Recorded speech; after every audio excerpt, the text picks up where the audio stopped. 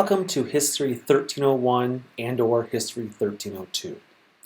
Since I teach both classes, this introduction video will apply to both courses. And again, as you will see, especially if you take me twice, the classes are very similarly set up. So again, welcome. Guys, I'm excited. I know there's a lot of things going on in the world. There's a lot of things that can be distracting. But I'm excited because I get to teach history. I'm one of those strange people who absolutely love history. I see history everywhere. And that's one of the things that's most, say, unique about me. For example, in spring 2020, when everyone's going in lockdown. Oh yeah, I did that. But I also wanted to get some new bicycles.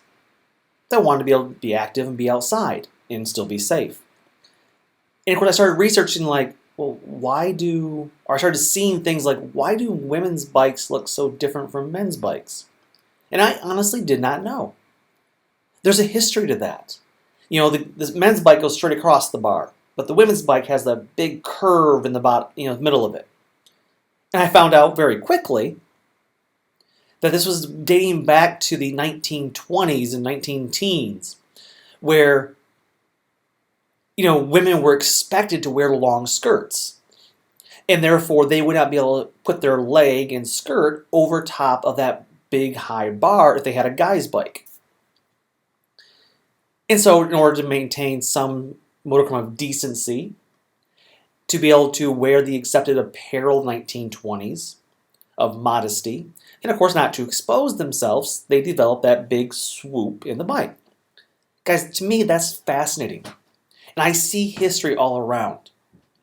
And so, I know this course, some of you may be thinking, I've never liked history. History sucks. History is boring. History is a bunch of dates and people and memorization.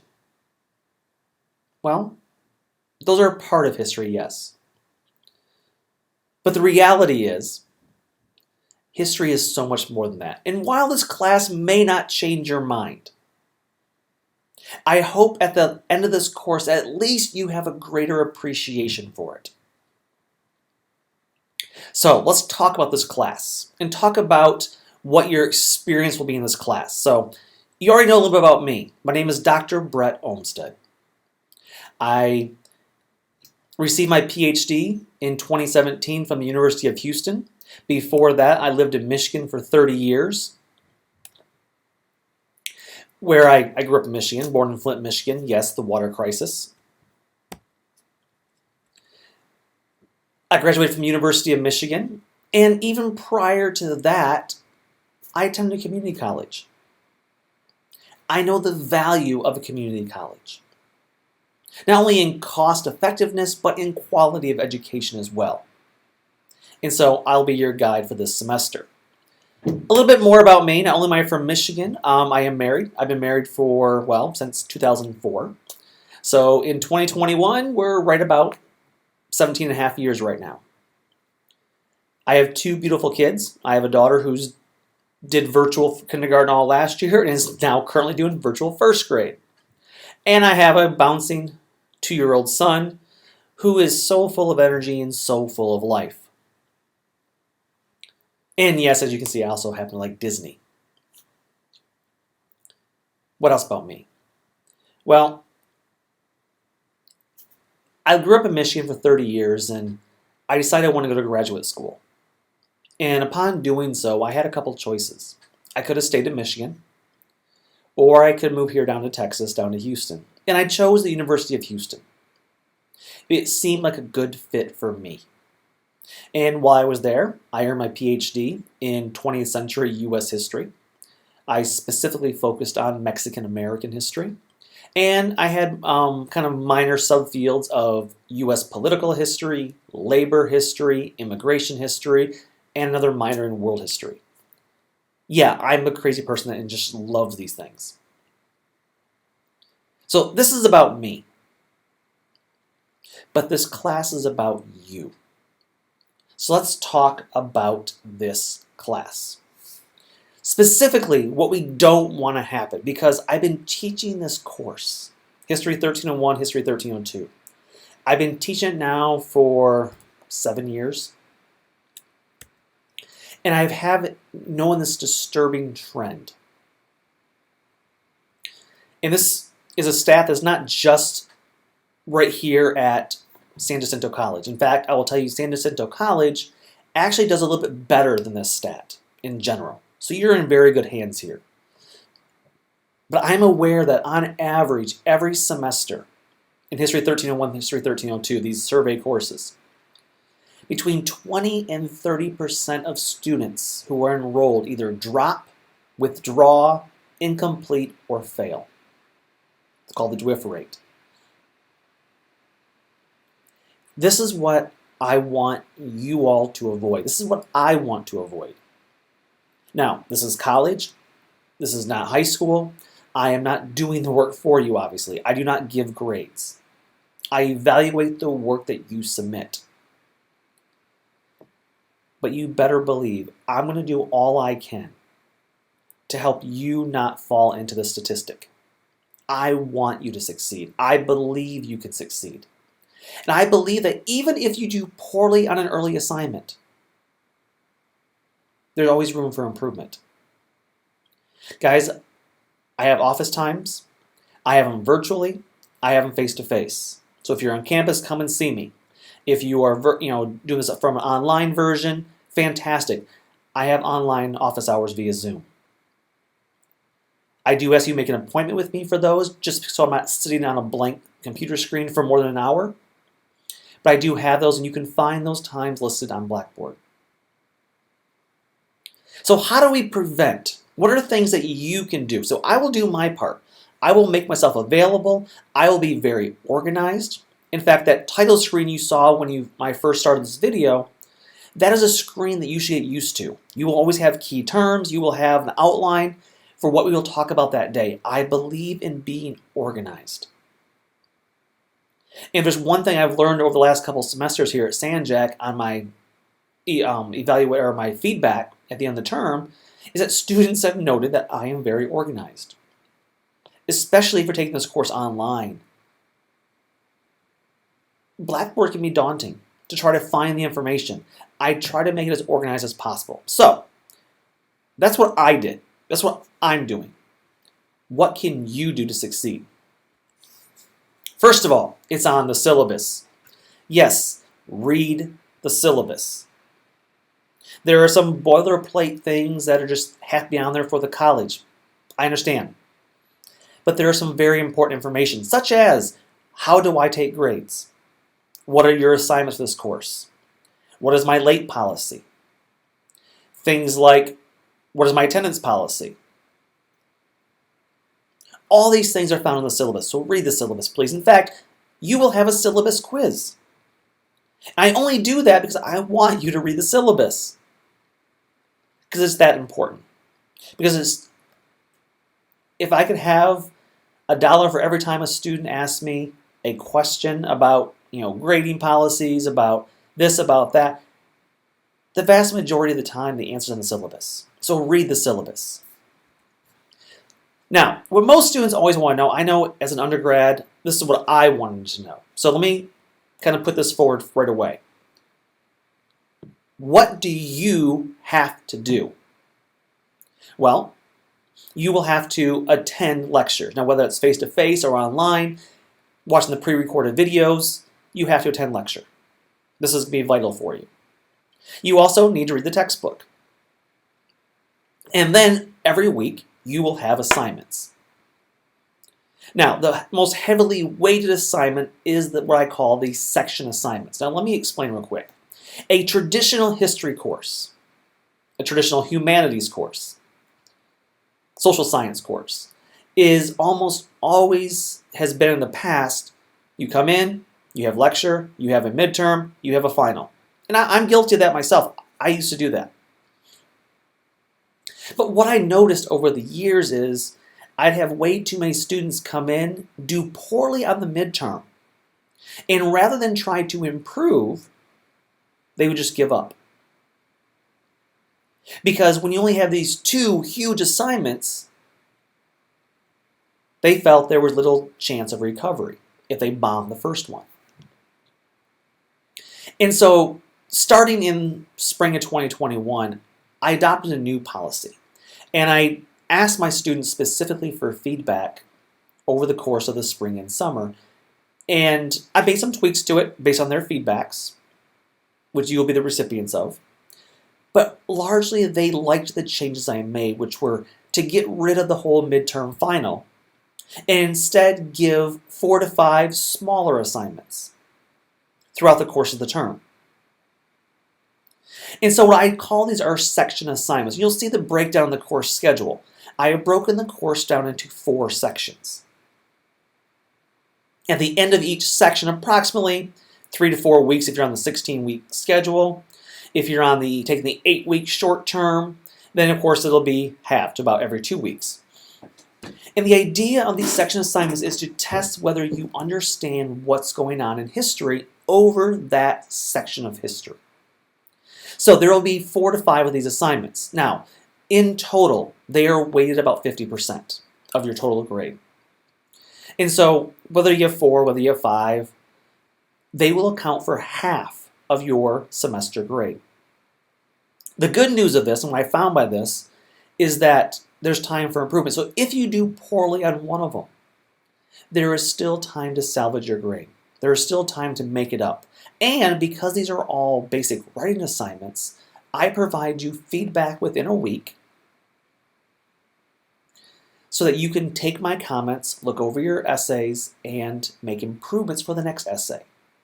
Now, I will be making separate videos on how to write these essays. So right now, don't worry about those. We got time. But I want you to see what your breakdown is. The next largest weight is the discussion board. Yes, I require discussion boards. And I do this for a few reasons. And you see the weight of it is 30%. Now, if you're taking a 16-week course, you will have 14 discussion boards. If you're taking the 8-week course, you'll have about half of that. Now, the discussion boards are set up very simply. They give you a set of documents that you need to read, a short set of documents. These are called primary sources because they were documents that were written in that era. They are letters written back in the 1500s. They are newspapers that were produced in the 1930s. They are cartoons produced in the 1800s. And your job is to read over these documents, interpret them, and then use them to answer a prompt. Now, what I require on discussion boards is every week on Thursday, by Thursday night. So you have all week to do it up until Thursday night at 11:59 p.m. You will need to go on to Blackboard. You will need to read through the documents, and you need to write a paragraph response to the prompt using the primary source readings as your evidence. So think of this as an informal short answer essay. Now, when I say paragraph, you can write more than one paragraph, yes, but the requirement is one paragraph. Now, this is not high school, this is college. A paragraph is not 3 to 4 sentences. A paragraph is 6 to 8 sentences. And what you should do is answer the question definitively in your first sentence. Answer the prompt definitively. Provide examples from the readings. And by the way, yes, you need to cite them. Just put a little parenthetical citation, parentheses at the end of the sentence that says who was speaking or which cartoon it was. And then you need to explain and analyze it. Now, I do this for a few reasons. Number one is I've learned over the years that young college students struggle with interpreting documents. With interpretation. They're used to high school teachers kind of telling them what things say. And so what I want this to be is a low-stakes writing opportunity. Again, this is 30% of your grade, which is a high weight, but because you have 7, 10, 14 of these throughout the semester, each one is fairly minimal in its overall value. And so if you do really poorly on one, it's okay. So the requirement is by Thursday night, you must have an initial post. Then, by Saturday night, you must reply to 2 classmates. So if you just did the initial post, you can earn up to 70% of that week's grade, or 70 points on a 100-point scale. If you need to reply to 2 classmates then, and for each reply is worth 15% to make your total of 100. Now, your reply cannot simply be, hey, good job. Hey, you know what? I completely agree. Hey, you know what? Actually, you suck. Those are not acceptable. Now, I'm okay with giving compliments. I'm okay with giving basic critiques. But remember, the person who's actually critiquing and evaluating is me. Your job is to think of this more akin to a comment section online. Now, I don't mean trash each other. But what I mean by that is that you need to talk about something specific the person said. And then you need to add something to it. If it is simply as I like this or I do not like this, or I disagree or I agree, then you are not going to get the points for it. This needs to be something that someone else can reply to and continue a historical conversation. It needs to be something substantive. I provide a basic rubric on the discussion board part of Blackboard. Then you have reading quizzes. Now these are called inquisitive reading quizzes. They are put forth by the textbook publisher. And so your job is to go on to these inquisitive quizzes every week. They are all, each week's set of chapters is due by Saturday night. You need to read the chapter and you need to do these reading quizzes. Now, here's the thing. You see it's only worth 10%. And so some students think, well, is it really worth my time? Yes. Number one is you will learn something from the textbook. That's important, which will help you when you write your section assignments. Secondly, these quizzes are what's called adaptive learning quizzes. In other words, you can keep taking them until you get 100%. Now, this is not one of those where, hey, it's 15 questions, you just keep repeating the same 15 questions. No, no, no, no. These are adaptive learning. In other words, what they do is they keep posing questions until you achieve what the system believes is competency. Now, full disclosure, this could take you anywhere from 20 minutes to 30 minutes to an hour. It depends on how well you've read the book and how well you understand what you read. And I'll tell you from experience, based on evaluations, a number of students have appreciated these. These are not your all or nothing quizzes that you generally have, in high school. Because they're adaptive, because they require you to reorder things or make things in sequence, or to drag and drop and to fill in the maps, fill in the blanks. And because they are adaptive, students tend to get a little more out of them. Now, the final two things there are small 5% items. The syllabus quiz is due at the end of the first week of class. Now, the syllabus quiz is exactly what it is. It's done right on Blackboard. This is not one of those adaptive ones. But it is 10 things that I want to make sure you understand from the syllabus, including one thing which is near and dear to my heart, how to properly write an email. You need to use your school account. You need to address your email to either Professor or Dr. Olmsted. You need to provide me what class section you remember. I'm teaching anywhere from 5 to 7 classes in any given semester. I'm not just teaching History 1301 right now, I'm also teaching History 1302 right now. And I have multiple sections of each one. Some are online, some are face-to-face. So please tell me who you are, tell me what class you're in, and of course explain your problem to me, or your question. And again, always do it respectfully.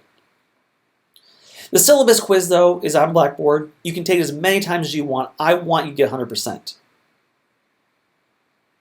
And the last thing is, if you're in the 16-week course, you will also have what I call the ILR, the Information Literacy Reflection.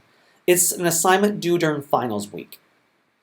It's a short, couple-page reflection assignment, just to understand how you viewed this semester, how you learned.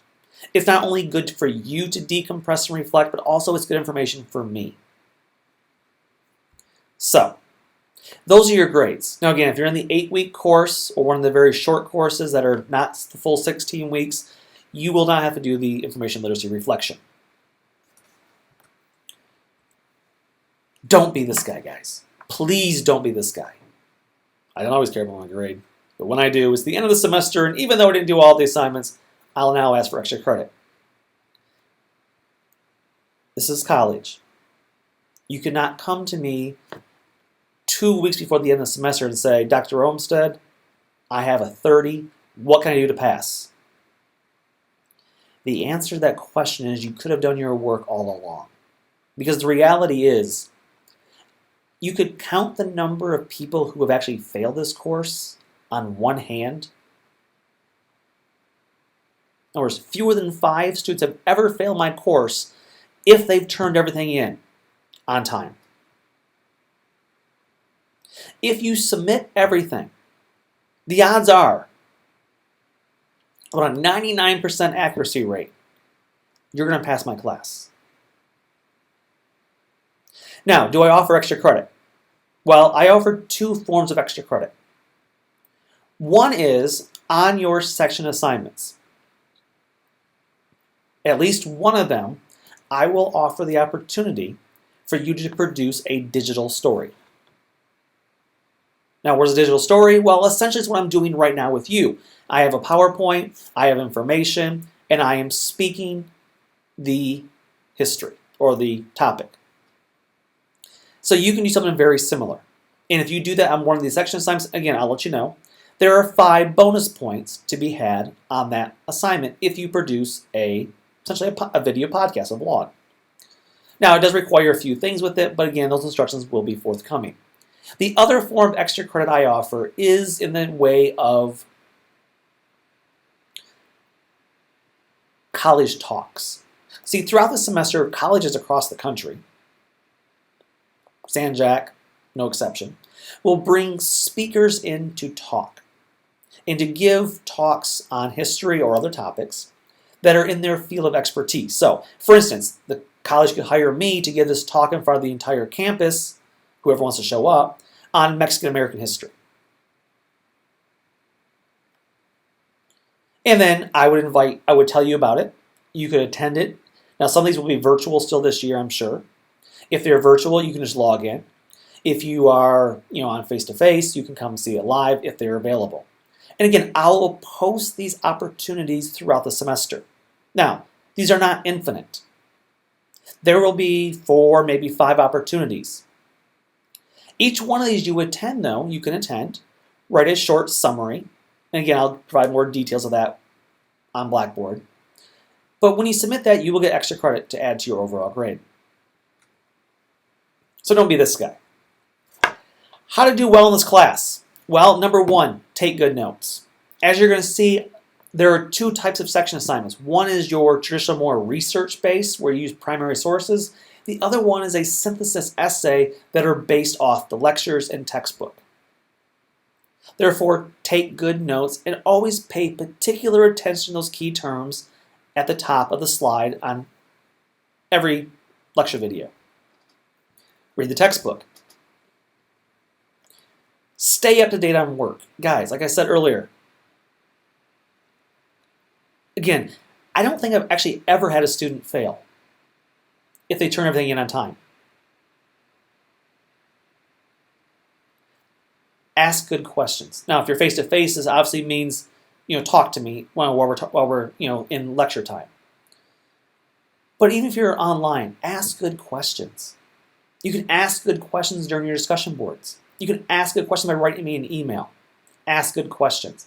Because the reality is, if you ask a question about a topic you were genuinely curious about or didn't understand something, you will, at a much higher percentage, retain that information because you asked the question and received an answer. As opposed to being somewhat maybe mildly confused, not asking the question, then like, what was that about again? Be an active learner. In other words, stay on top of things. Ask questions. Find ways that you engage. In other words, if we're talking about, 1620, you're thinking, well, what does that have to do with me? That's the thing about history. You can find out how you fit into that larger narrative. Or maybe how you didn't fit in. And that itself is how you fit into history. And of course, also manage and budget your time. This is very important. Obviously, you need to be able to budget your time. I try to give you as much time as possible. Again, you have your initial post for discussion board due on Thursday night. You have a response post due by Saturday. By Saturday of every week, you have reading quizzes due. And then at the end of each section, you have a section assignment due, and that'll be due at the end of that section assignment on that week, which usually falls on a Sunday. Now, if it's going into our final section assignment, you'll find those dates change slightly, but again, I will remind you on Blackboard. But look ahead. Okay, Blackboard. So when you log into Blackboard, this is what you're basically going to see. Go to the Course tab and find this course. Then what you need to do is start with the announcements. That's where you land on. Once you do that, go to the Start Here tab. Read through there. I left you a little message on how you can succeed there. Go through the syllabus, the calendars. I posted 3 things in there. One is the syllabus, yes. Also, there's a course calendar, kind of a broad 1 to 2 page overview. Then I actually also made a course calendar where you can just see it on date, on every week, what's expected of you. So I provide this way in a variety of means. So that way you, whichever way is best for you, can see to stay on top of things and budget your time wisely. There's the textbook info. There's faculty info. If you go to faculty info, you will see my office hours, whether virtually or face-to-face. Now, you don't see it on your screen. There's also a Zoom link there as well that you can click on. Now, after you do this, you're going to want to go to the course content. You see it on the bottom left side of your screen right now. And once you go there, you will see this. Now, I've broken it down into what I call modules. Now, the modules roughly equate to weeks. So module 1, you see the dates there, which essentially is week 1, that means. Now, obviously, this was a screenshot from the spring term, but I've changed the dates for the new term, don't worry. So you need to click on, say, module 1.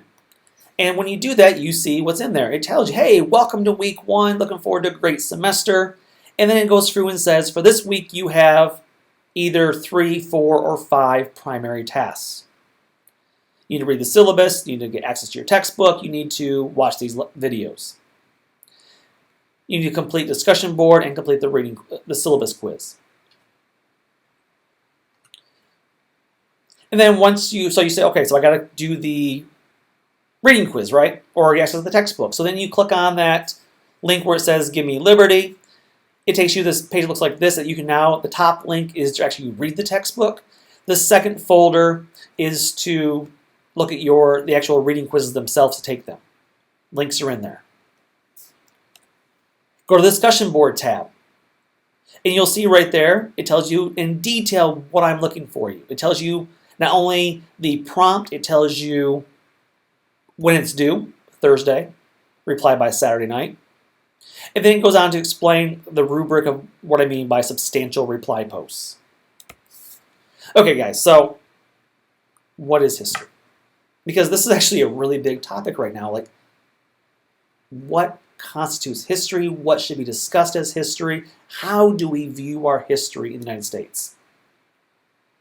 And unfortunately, there's been a lot of misconceptions.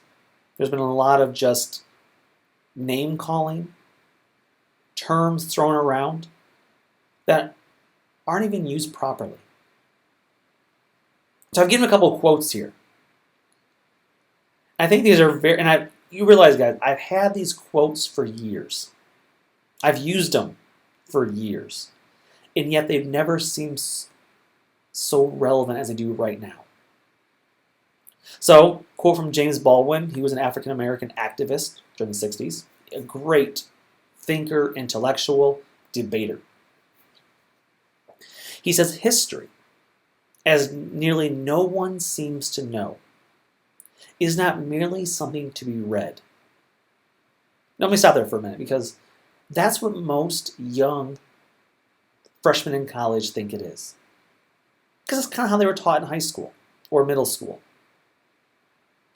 This is not a dead thing you're reading books. So it's not just something to be read. Going on. And it does not refer merely or even principally to the past. On the contrary, the great force of history comes from the fact we carry it within us, are unconsciously controlled by it in many ways, and history is literally present in all that we do. Unquote. James Baldwin. You see, like I said earlier, how can you relate to the 1620s? Well, maybe you can't. Or you don't think you can, at least. But the reality is, you do carry it within you, because the United States history is in 1620. And some of those same ideals that were established in 1620 are still present today. For example, we're still fighting this. And again, I'm not taking a side here necessarily here, but what is the proper role of women in our society?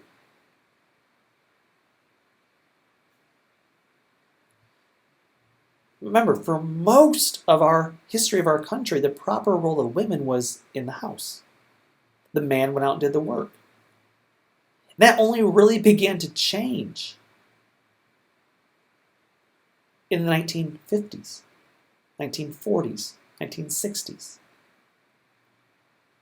Compared to our long history of our country, which is quite considerably short compared to other countries, the last 60 years is a short time. And yet we still see that fight right now, because during the pandemic between 2020 and 2021, it was women who left the workforce in record numbers to take care of kids while they were quarantined or virtual learning at home. Why was it women? Why did the men stay home? Well, that goes back to the foundations and founding of the United States. So it is still literally present in everything we do. And then the second quote there, the writing of history, that's what I do, is what you are going to do this semester. You're going to write about history. It reflects the interests, the predilections, and even the prejudices of a given generation. This might shock you, maybe it won't.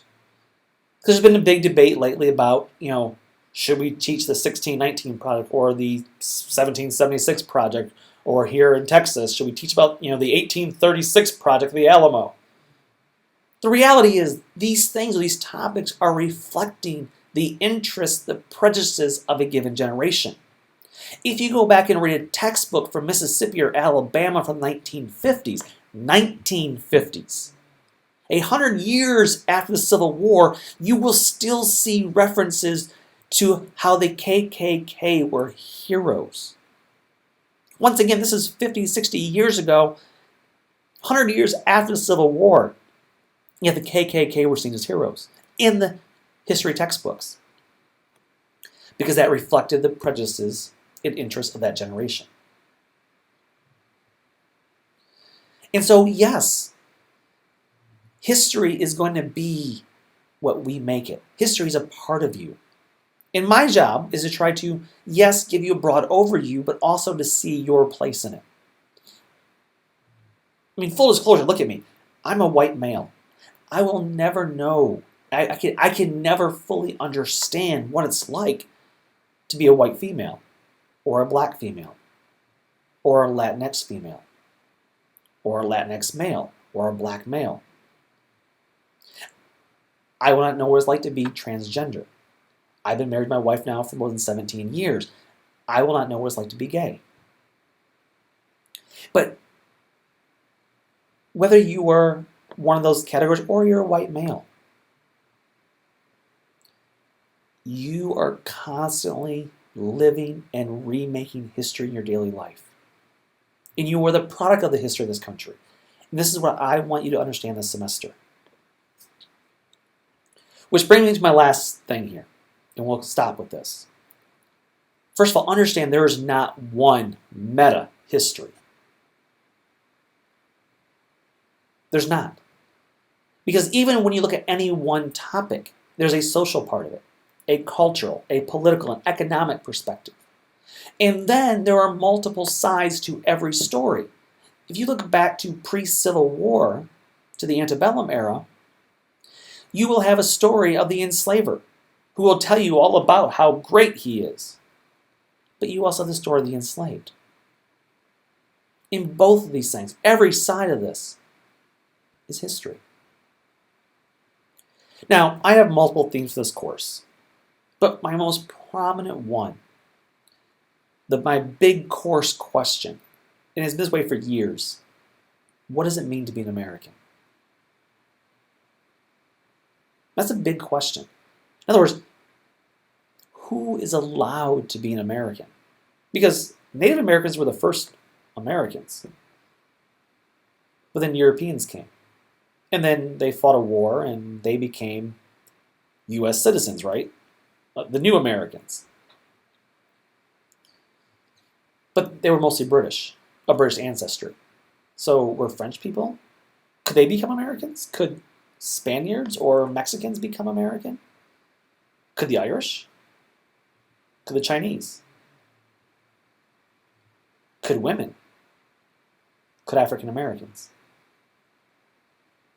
And so we want to examine this question of how people became accepted.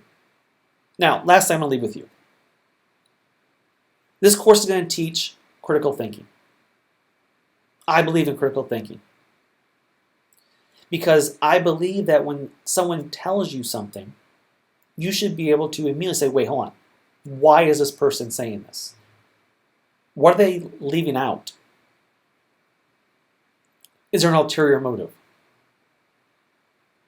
When you read through the sources I give you on a weekly basis, I want you to critically evaluate what is being said, but also why and how it's being said.